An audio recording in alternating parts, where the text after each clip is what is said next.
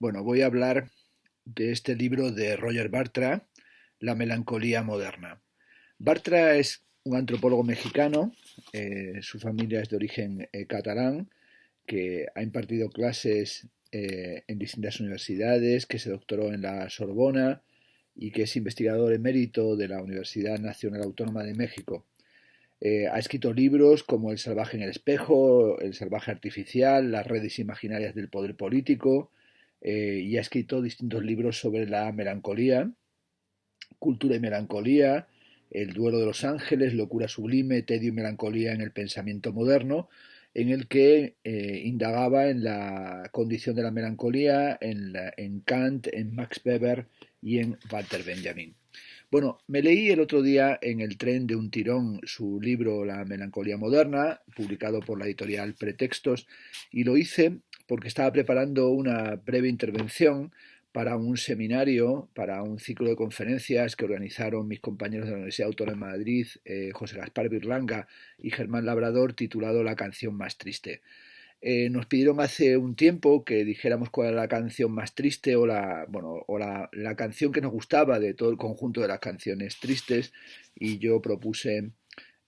Aquellas pequeñas cosas de Joan Manuel Serrat. Es una de las canciones que más me gustan, y también una de las canciones que cuando las escucho me emociona en demasía y hasta hace que me entren ganas de llorar, ¿no? Titulé mi intervención No más lágrimas, y recordaba esa canción breve que dura apenas un poco más de un minuto, que dice: son aquellas pequeñas cosas que nos dejó un tiempo de rosas en un rincón, en un papel o en un cajón. Bueno, yo canto de pena, pero puse allí el tema de Joan Manuel Serrat y expliqué, bueno, qué relación o cómo podía entenderse esta cuestión de la canción de Joan Manuel Serrat con la historia de la melancolía, sobre todo con esa parte que dice: nos hacen que lloremos cuando nadie nos ve. Bueno, planteé la posibilidad de hacer una historia imposible de las lágrimas, partiendo de que nuestra época es una época fundamentalmente melodramática, que desde figuras tan patéticas como Bustamante, que dicen que se bajó de un andamio y lo que hizo fue llorar y llorar, haciendo la cosa patética de que se acordaba de su familia para conseguir los votos y que le mantuvieran en el casting del karaoke, hasta figuras viralizadas como aquel joven que se puso a llorar defendiendo a Britney Spears, o incluso PewDiePie en su libro Este libro te quiere, donde tiene bueno, pues una página en la que sale él llorando y aparece, bueno, es concretamente esta página, ahí le vemos llorando, y al lado dice: no te cagues en la leche porque llorarán las vacas. Bueno, tomé la convención de comenzar con estas bromas, en realidad para señalar que hablar de la canción más triste nos obligaría en cierta medida a plantear una historia de las lágrimas. Decía Roland Barthes que todavía no había surgido quien hiciera una historia de las lágrimas, aunque en cierta medida él la viene a proponer en los fragmentos de un discurso amoroso, y es algo que también sucede en el fascinante catálogo de Jacques Derrida, Mémoires d'aveugle, Memorias de ciego, del autorretrato y otras ruinas, que fue una muestra que hizo para el Museo del Louvre, en el que nada más empezar comienza precisamente a hablar de la cuestión del llanto y cómo el llanto nubla nuestra visión del mundo y nos conduce hacia la ceguera. Y bueno, y cómo aquí se plantea esa posibilidad de hacer la historia tal vez imposible de las lágrimas. Evidentemente, eso me llevó también a volver a leer o a volver a echar un vistazo al libro de Tom Lutz, El llanto, historia cultural de las lágrimas, o también a pensar en las lágrimas de Eros de Georges Bataille. En el libro de Lutz, publicado en la editorial Taurus, este profesor que daba clase en la Universidad de Iowa, plantea esta cuestión de que llorar es algo exclusivamente humano, que tal vez habría que plantear la posibilidad de una filosofía de las lágrimas, cómo las lágrimas demandan permanentemente una reacción, y cómo en el libro, por ejemplo, de William Frey, The Mystery of Tears, El misterio de las lágrimas, nos hablaba de cuál es la historia, la fisiología y el sentido que tienen las lágrimas, y ese misterio de las lágrimas, dice, radica no solo en el hecho de su llegada, que es siempre inesperada, sino radica también en cómo desaparecen repentinamente. Las lágrimas son la prueba más sustancial y al mismo tiempo más evanescente del carácter enigmático de nuestra vida emocional. Hay lágrimas de placer, hay lágrimas de gracia, hay lágrimas de heroísmo, hay lágrimas que se beben como si fueran el mismo vino, y sobre todo aquí en el libro de Tom Lutz nos habla de cómo el primer testimonio que tenemos, el primer registro de las lágrimas, fue encontrado en unas tablillas de barro cananitas que datan del siglo XIV a.C., y cómo están allí en honor a un pueblo del noroeste de Siria, donde fueron encontrados por arqueólogos, y son los textos de Ras Sanra, en los que, hablando de la historia de la Virgen, de la diosa Virgen Anat, la hermana de Baal, que al enterarse de su muerte llora conmovida por la noticia, y la traducción de esta tablilla dice, seguía saciándose con el llanto, bebiendo de las lágrimas como el vino. Hidberg, estudioso y autor de esta traducción, argumenta que esta versión de la historia de Baal y de Anat está relacionada con la risa ritual y con el llanto ritual que existía en el antiguo Canaán anterior a los hebreos, y del cual aparecen restos en el Antiguo Testamento, de cómo las tribus se desplazaban al desierto y comenzaban a gemir y a llorar, pasando del lamento al llanto y finalmente, después de varios días, a una histeria frenética acompañada de una risa desenfrenada que se disolvía hasta que volvían a reintegrarse a la vida cotidiana. Sin duda, este documento del que hablamos, del siglo XIV a.C., es la primera ocasión en la que se fija la noción de la expresión emocional como fuente del placer y la cohesión social. Las lágrimas tienen que ver con la renovación de la vida y también con la celebración de los cambios equinocciales, pero también la podemos encontrar en el Antiguo Testamento, cuando se habla de que los que siembran con lágrimas cosecharán con cánticos, y que los que van llorando al volver vienen cantando. Es en el fondo también la estructura de la bienaventuranza: bienaventurados los que lloráis ahora, porque reiréis, vuestra tristeza se convertirá en gozo. Bueno, todo el capítulo primero del libro de Tom Lutz del llanto nos habla de la dulzura del llanto, nos habla del lamento de las almas y del sufrimiento voluptuoso, que por ejemplo estudió Cioran en su libro Lágrimas y Santos, y es un material que evidentemente volver a leerlo, volver a revisarlo, da un enorme gusto, da un gran placer. También aludía a la condición atópica del sujeto enamorado, recordando uno de los primeros fragmentos de Roland Barthes en su libro Fragmentos de un discurso amoroso, en el que habla de la condición de ese sujeto que está fuera de lugar y que no es utópico, sino que es atópico, que también es una denominación que se atribuye a Sócrates en el banquete, el átopos o el pectorpedo, y por eso saqué una imagen del cuadro de David de Sócrates bebiendo la cicuta cuando expulsa a Jantipa y a su familia, que están llorando, pero también pierden la entereza a sus discípulos y están llorando desconsolados cuando está a punto Sócrates de beber la cicuta antes de pronunciar su famosa frase de le debemos un gallo a Asclepio, acuérdate de ello, paga la deuda.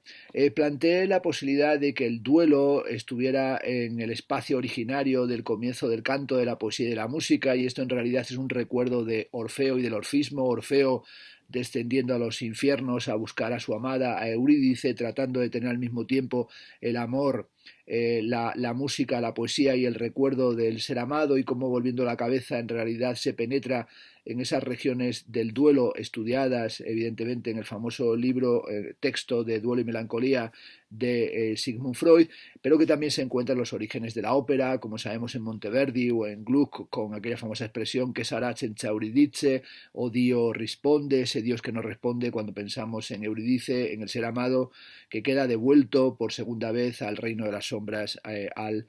Averno. También, evidentemente, tratando sobre la relación entre canto y tristeza y entre las lágrimas y la estructura de la canción,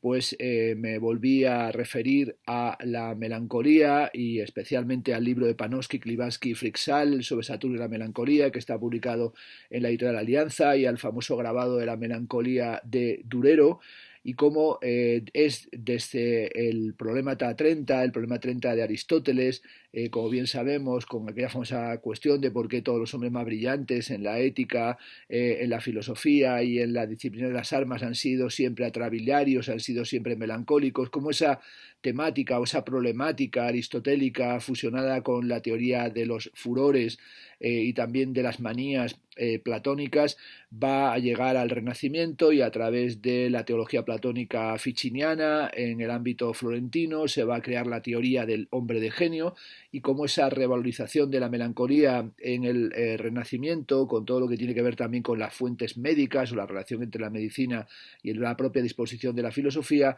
van a convertirse en fundamental para colocar al artista como alguien que está bajo el signo de Saturno. Me referí también en ese momento a como esa historia de la melancolía desde Aristóteles hasta Ficino, desde Ficino hasta Edvard Munch con su famoso grabado de su amigo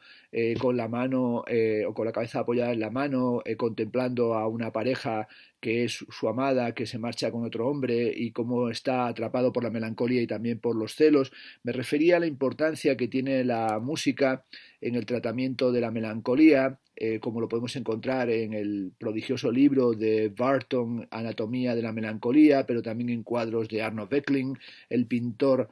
con la paleta en la mano, con una representación de la muerte, un esqueleto que está tocando el violín, pero también mostré al público asistente el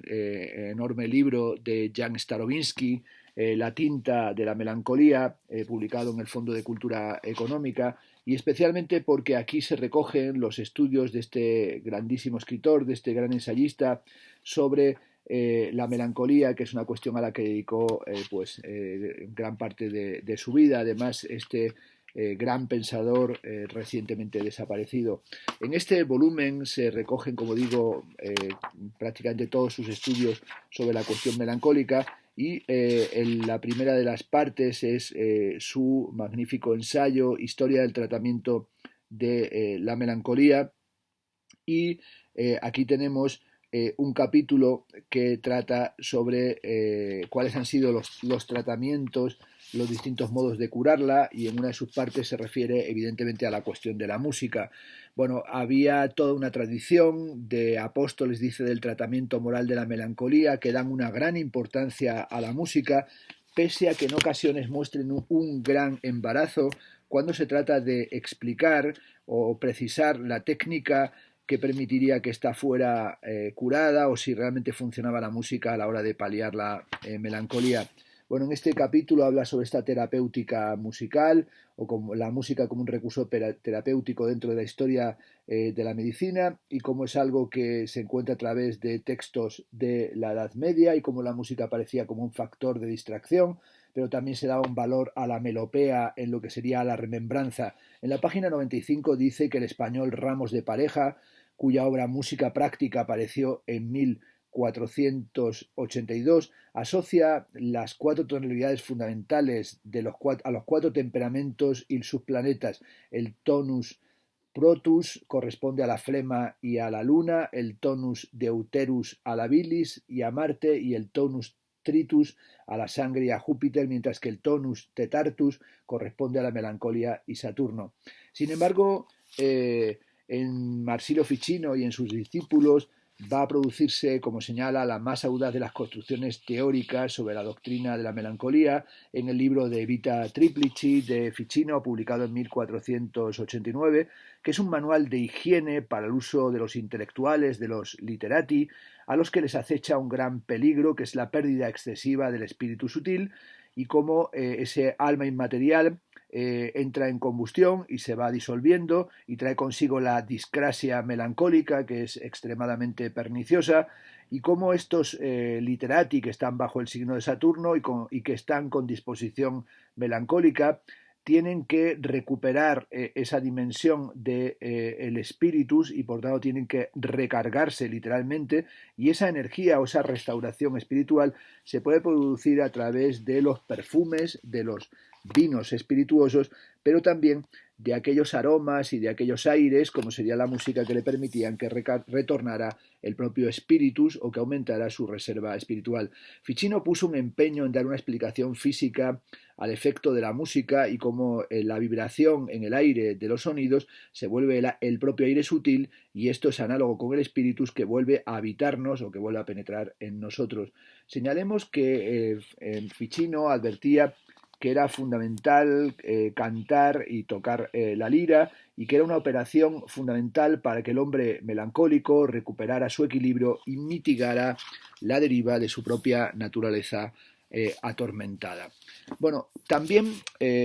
señalé cómo este viaje de la música o de las canciones tristes es una suerte de viaje hacia el reino de los muertos, como en el hermoso cuadro de la Isla de los Muertos de Arno Beckling, que también tiene que ver con esa mirada que no quiere encontrar otra cosa que los rastros del ausente y por tanto se dirige obstinadamente a la tierra o contempla un espejo que no devuelve ningún reflejo, sino que ya es meramente oscuridad y azogue, y como también esa melancolía la encontramos en la pintura moderna, como sería el caso de la pintura de Giorgio de Chirico, y como en sus piazzas, en esas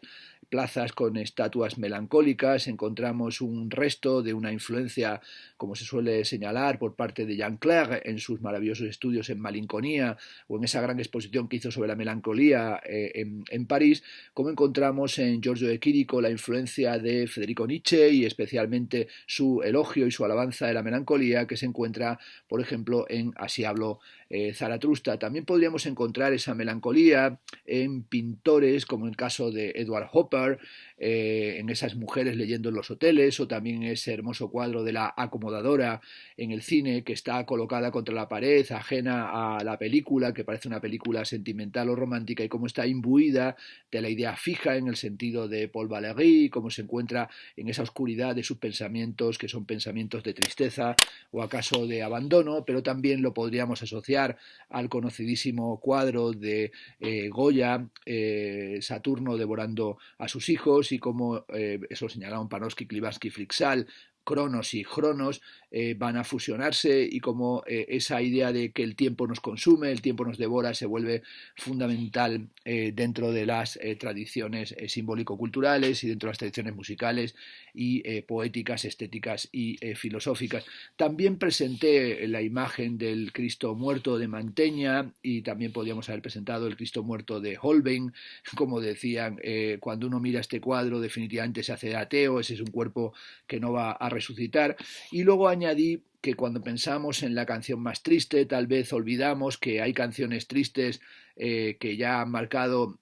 un nivel abismal de desesperación, que es difícil que haya una tristeza mayor, como sucedería, por ejemplo, con las Kind de Totenlieder, con las canciones Niños Muertos de Gustav Mahler, y como esa canción de esa madre que sale al caer la tarde llamando a sus hijos, y como esos niños jamás retornarán porque han muerto incluso antes de haber nacido, es un emblema de esa cultura del fin de siglo vienés y austriaco, que está descomponiéndose y que se descompone como se descomponen las palabras en la boca, en la famosa carta de Lord Chandos de Hugo von Hofmannsthal, y cómo esta cultura fin de siglo genera aquello que llamaba Cacciari en uno de sus libros más interesantes, los hombres póstumos, y estos hombres póstumos, sea por ejemplo Otto Wagner, Adolf Loos, Egon Schiele, Kokoschka, el mencionado Gustav Mahler o el director Bruno Walter o hasta Sigmund Freud, son los que generan las canciones más tristes, porque han llegado a la cima del esteticismo decadentista, y para ellos no hay futuro si nos convertiremos en una dimensión casi pre-punk,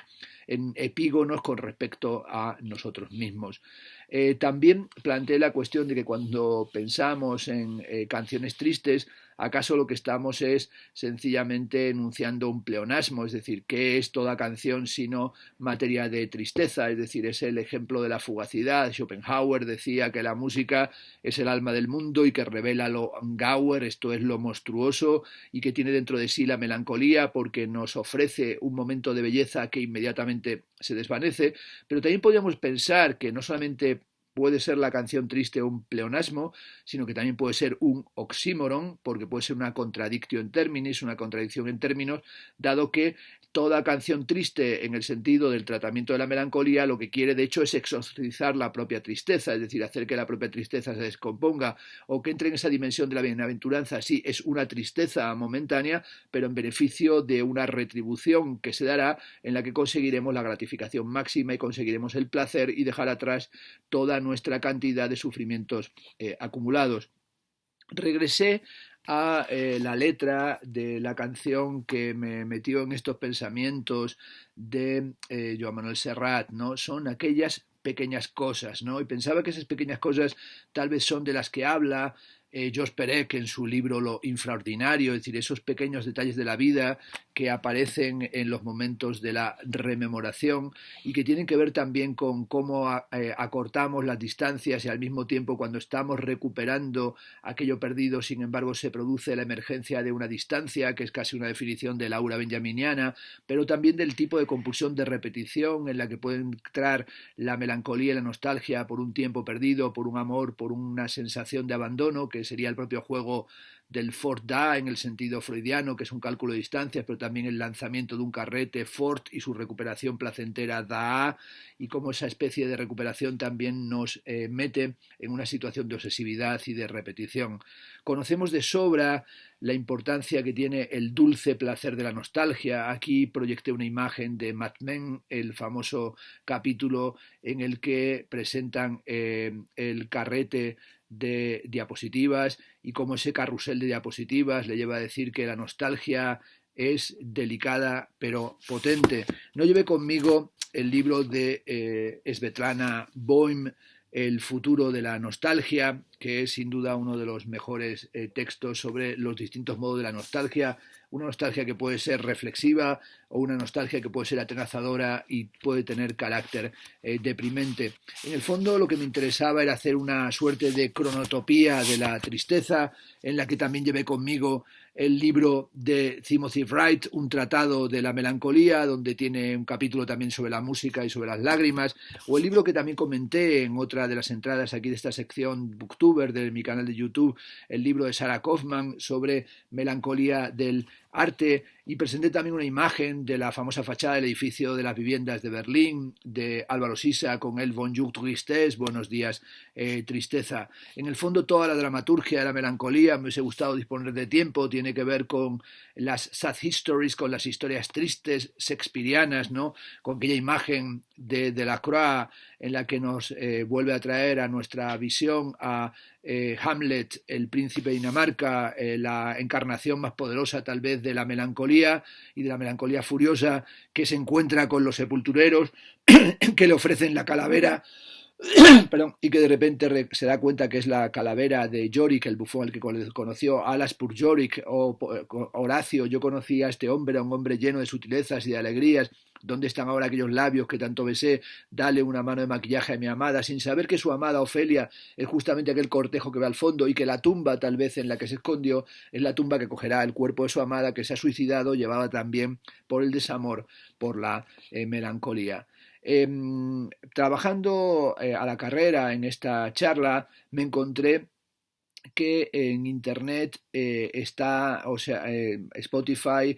un algoritmo ha descubierto cuáles son las 5 canciones más tristes y bueno, es un artículo que viene a decirnos que ya hay un seguimiento algorítmico de la tristeza o las que son clicadas o son consideradas como canciones más tristes, en las que se encuentran canciones de Elvis Presley. Fue muy curioso porque ninguna de las canciones sobre las que nosotros hablamos, por ejemplo, un compañero, Sixto Castro, utilizó una canción de Franco Battiato o Miguel Salmerón utilizó una canción de Desperado de los Eagles, no tenían que ver con ninguna de las canciones que aparecen por los algoritmos como la canción más triste, lo cual tal vez quiere decir que nos liberamos de clicar donde clica mucha otra gente, sino que tenemos otros gustos que no son de momento perfilados algorítmicamente. También señalé que esta indagación sobre la canción más triste podría verse desde el punto de vista de la crítica de la psicología positiva o la psicología de la felicidad, aquello de lo que hablé en el Congreso Nacional de la Comedia sobre el Don't Worry Be Happy, y por tanto volví a sacar la imagen de la carita sonriente, del pin amarillo y también del McFerry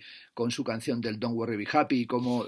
hemos llegado actualmente a tener que vomitar de alegría ante la asquerosidad de tener que ser feliz necesariamente. Hace unos años comisarié una exposición en la Sala Madís del Instituto de la Juventud que se tituló Love Me Tender, recordando la canción de Elvis Presley, y la subtitulé Quiero llorar porque me da la gana, que es una frase del poeta Federico García Lorca. También pasé ayer el GIF tan conocido de Charlie me mordió, del hermano que le mete el dedo en la boca a su otro hermano pequeño y este le muerde, hablando de cómo en realidad hoy lloramos únicamente por cuestiones de viralidad. Y también dije que cuando pensaba en la canción más triste, inevitablemente recordaba, puedo escribir los versos más tristes de esta noche, la canción Desesperada de Pablo Neruda, que es un poema que cuando era joven leía, releía y hasta utilicé para una patética declaración amorosa por correspondencia. Las pequeñas cosas de Serrat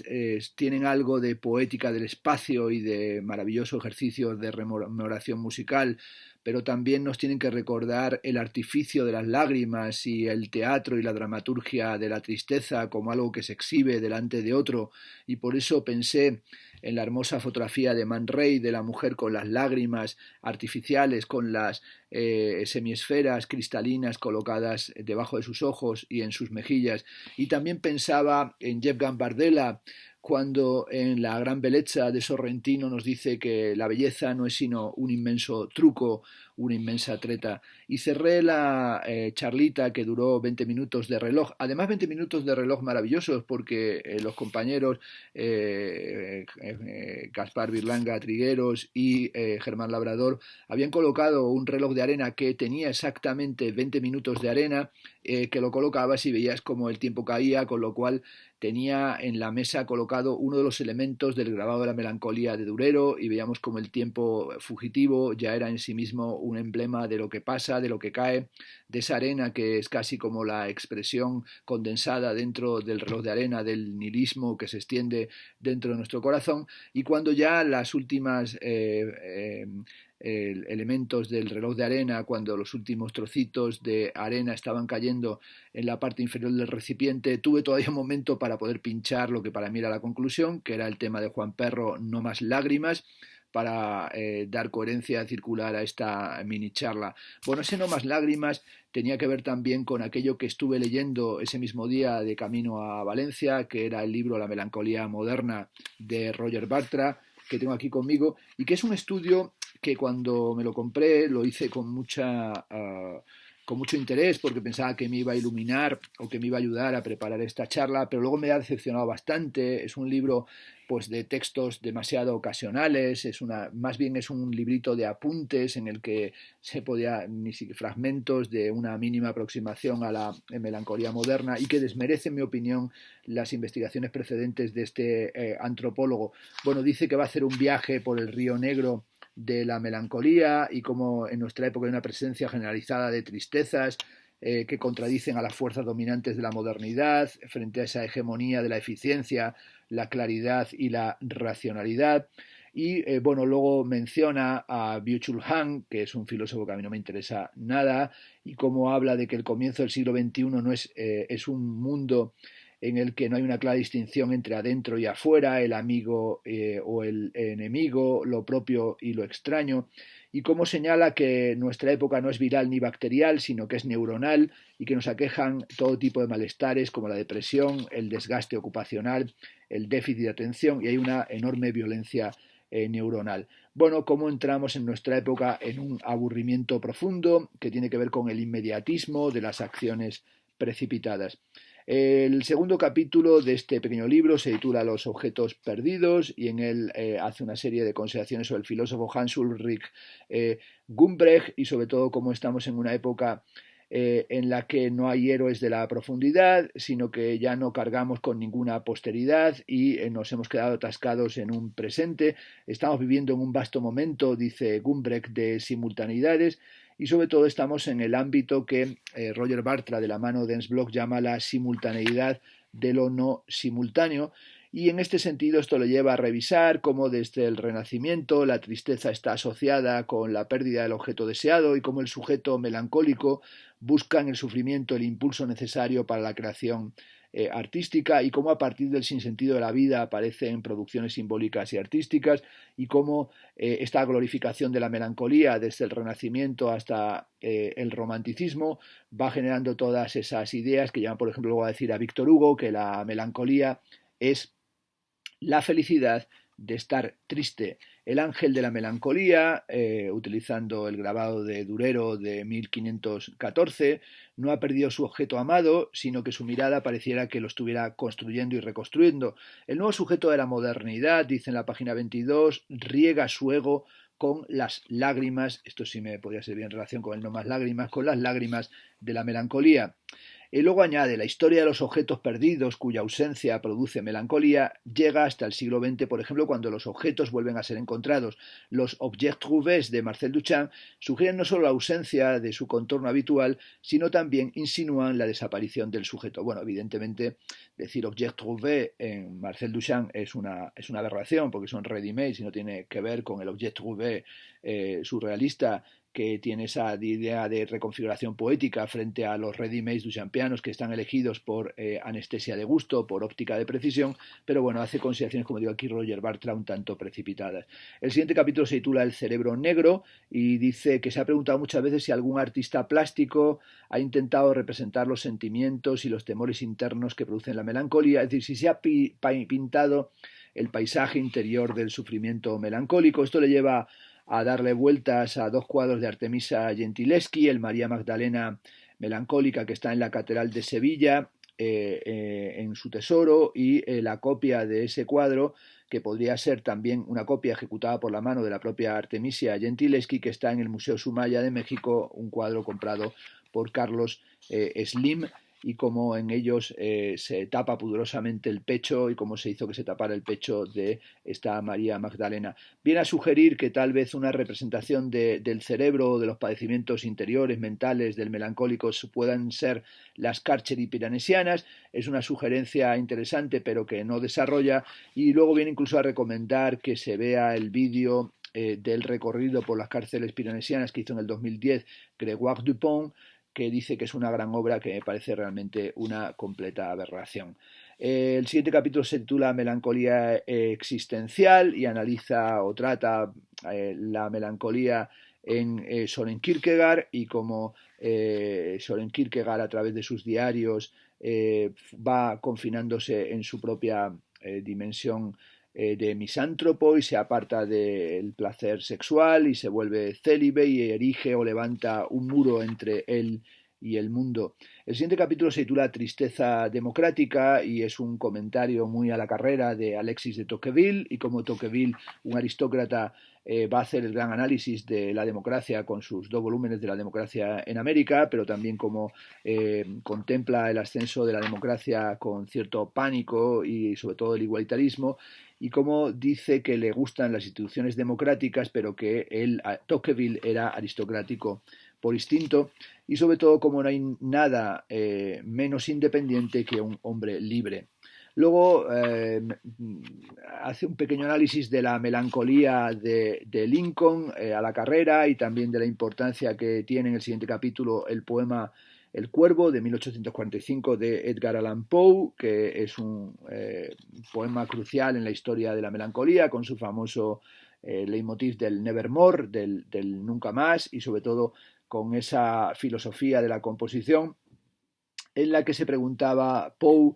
que de todos los temas melancólicos, cuál era el más melancólico, y respondía Poe que evidentemente la muerte, y luego se preguntaba cuál es la más poética expresión de la muerte, y respondía que la más poética expresión de la muerte es la belleza. A Baudelaire, que hizo traducción del poema de Poe al francés, evidentemente también le dio continuidad en Las Flores del Mal y en El Spleen de París a esta condición de la melancolía, y la melancolía se volvió también un centro magnético de la expresión del malestar de la sociedad, pero también de la disposición del carácter artístico. Analiza luego la cuestión del pragmatismo pesimista en la obra de William James, y también la influencia sugiere que ha tenido Manuel Swedenborg en el pragmatismo americano, y cómo para James la raíz de la angustia se encuentra o es un problema fundamental que atravesó su vida, y es la contradicción entre la experiencia de vivir en un mundo inseguro y la necesidad pragmática de actuar como si no lo fuera. Y analiza las crisis de angustia y de ansiedad de William James en el año 1870 y cuál sería la posibilidad para tener una mente fluida y plástica, y también cómo cuando habló o pronunció su conferencia en agosto de 1898 en Berkeley, utilizando el término pragmatismo, haciendo que se comenzara a divulgar el pragmatismo, acreditó que estas nociones venían del filósofo Charles Sanders Peirce, al que consideraba creador de la idea, pero sobre todo cómo la confluencia de melancolía y pragmatismo se convirtió en uno de los rasgos característicos de la cultura moderna en los Estados Unidos, y de esta concurrencia, dice en la página 64, surge esa peculiar mezcla de religiosidad mística y puritana con la inclinación a la instrumentalización y al pensamiento pragmático de la realidad, y cómo tenía razón Graham Greene cuando definió la melancolía como la creencia lógica en un futuro sin esperanza. El siguiente capítulo se titula La pérdida del objeto amado y lo dedica a Edvard Munch y a esa obra de la que hablé, al grabado de el sujeto triste al ver que su amada se marcha con otro, y cómo tiene que ver con la desesperación y los celos. El siguiente capítulo se titula Soledades urbanas y nos habla de cómo las ciudades modernas son la concentración de muchedumbre, pero también son vistas como una congregación de soledades, pero también cómo hay sujetos que gozan precisamente esa soledad, como sería el sujeto robinsoniano, y aquí analiza la melancolía de las estatuas a partir del cuadro Melancolía del año 1912 de Giorgio de Chirico, y cómo en Giorgio de Chirico hay una influencia nietzscheana. El siguiente capítulo se titula Elogio de la melancolía y en él analiza o comenta la pintura del surrealista belga Paul Delvaux, su cuadro Elogio de la melancolía de 1948, y como Delvaux quedó muy impresionado por Misterio y melancolía de una calle de Giorgio de Chirico y cómo se dedicó a pintar esa melancolía. Cita un pasaje de Nietzsche de su Elogio de la melancolía que dice: no te enfades conmigo, melancolía, porque tome la pluma para alabarte, y al hacerlo incline la cabeza como un anacoreta sentado en un tronco. Y como la famosa expresión postcoitum tristitia viene del postcoitum omne animal triste es sive gallus et mulier. Después del coito todos los animales se tornan tristes excepto el gallo y la mujer, que es algo para haberlo comentado más extensamente y que sin embargo lo deja correr aquí Roger Bartra. El siguiente capítulo se titula La piedra en el pozo y es un comentario a la carrera de la pintura de Edward Hopper, y Hopper como un solitario que pintaba la soledad. El siguiente capítulo es El perro negro, en el que parte de la frase de Winston Churchill cuando dijo que su melancolía era un perro negro, y cómo eso puede encontrarse también en las condiciones de la melancolía moderna, por ejemplo en artistas como Ron Mueck, que nos presenta esas figuras que son humanas pero son más grandes o son un poco más pequeñas, y cómo la imagen del melancólico es algo que tiene que ver, según Jean Clair, así lo señaló en su maravilloso catálogo, como he dicho, sobre la melancolía. Jean Clair señaló que la melancolía radical es el presentimiento de que ninguna mathesis universalis, ninguna matemática universal puede ya reordenar y reunir los disjecta membra, los miembros dispersos de lo real, y cómo la melancolía es la conciencia de que ninguna norma o ley general puede volver a ensamblar los estallidos dispersos de lo visible, y que ningún reordenamiento nos proporciona ya la presencia de lo perceptible. Por ejemplo, Alberto Savinio, el hermano de Giorgio Chirico, creía que ya no era posible ninguna homogeneidad de los conocimientos, como en el saber antiguo. Hay que renunciar, dijo, a reunir las ideas más disparatadas, incluyendo las más desesperadas. Es decir, era un juego entre disparate y disperate, entre disparatado y desesperado. Bueno, en un bello ensayo, George Steiner, dice Roger Bartra, reflejó esta situación partiendo de la idea de Schelling, según la cual el velo de la tristeza que se extiende sobre la naturaleza provoca la profunda e inquebrantable melancolía en todas nuestras vidas. Y termina con lo que llama un final absurdo, recordando, bueno, pues el teatro del absurdo y también la soledad de los individuos, tal y como la tematizó Jean-Paul Sartre, o el mito de Sísifo en Albert Camus, y señaló que tal vez la gran representación de la ausencia de sentido en las condiciones de la melancolía moderna se encuentre en Samuel Beckett, y especialmente en la última cinta de Crap, en la que dice lo siguiente: lo que de súbito vio entonces es esto, que la creencia que había guiado toda su vida, es decir, eh, Crap apaga la grabadora con impaciencia, avanza la cinta, la enciende de nuevo, grandes rocas de granito, la espuma saltando a la luz del faro y el anemómetro dando vueltas como un hélice, veía claro, en fin, que la oscuridad que yo siempre había luchado por contener era en realidad mi mejor. Crap maldice, apaga la grabadora. Bueno, ahí queda puntos suspensivos, y podría suceder que la oscuridad que había luchado por contener era en realidad mi mejor, y podemos decir tal vez compañera. Eh, bueno, aquí la sensación de impotencia y de ignorancia, la sensación de absurdo, ese dirigirse hacia el silencio y hacia la destrucción de los actos coherentes, esa mezcla de confusión y enredo que se encuentra en la obra de Samuel Beckett, es evidentemente una sedimentación de nuestra tristeza y de nuestra melancolía, de nuestra falta de sintonía con respecto a un mundo que se ha vuelto evidentemente un mundo en el sentido shakespeariano absolutamente desquiciada. Fue tan, termina así el libro, lógica la conversión del mundo hacia nuevas posibilidades, que en 1969, es decir, hace exactamente 50 años, a Samuel Beckett le otorgaron el Premio Nobel de Literatura, y su mujer Susan exclamó al enterarse: ¡qué catástrofe!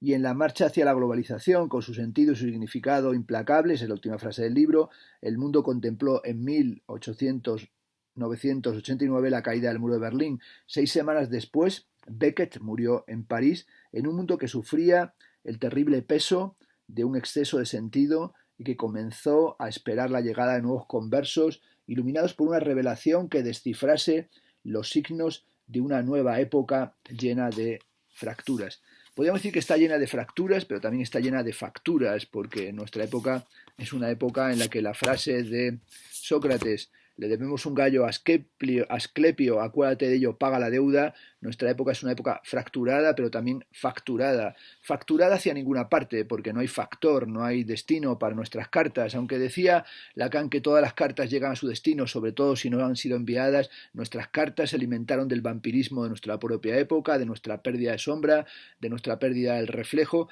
y esa pérdida del reflejo, que es estructuralmente melancólica, nos convirtió, como digo, no en sujetos solamente fracturados, sino sujetos facturados, y nuestras facturas son las de la fábrica del sujeto endeudado contemporáneo. Bueno, como habéis podido daros cuenta, en realidad pensar en la canción de Joan Manuel Serrat, darle vueltas a esta idea de las canciones tristes, fue también una vez más una excusa para no entristecerme, pero sobre todo para pensar en aquellas pequeñas cosas que nos dejó un tiempo de rosas en un rincón, en un papel o en un cajón. Y estas han sido, pues bueno, como en otras ocasiones, un pequeño recorrido por algunas cuestiones melancólicas y por algunos de los libros que tengo sobre esta cuestión, a la que he dedicado en muchas ocasiones mi atención, y que es uno de los temas que cada vez que tengo la posibilidad de impartir clases sobre historia de las ideas estéticas, no perdono, y siempre hago mi particular sesión sobre la tristeza y sobre la melancolía, como si fuera el príncipe de Aquitania, o estuviera pudiendo, ¿por qué no recitar a T.S. Eliot cuando en The Wasteland dice: acordaos a tiempo de mi dolor? Espero que seáis felices y que podáis hacer caso a Juan Perro y podáis escuchar y cantar el No más lágrimas, aunque sea en un tiempo en el que la tristeza se apodera de nosotros cuando pensamos en aquellas pequeñas cosas, y sobre todo en aquello que compró un billete de ida y vuelta.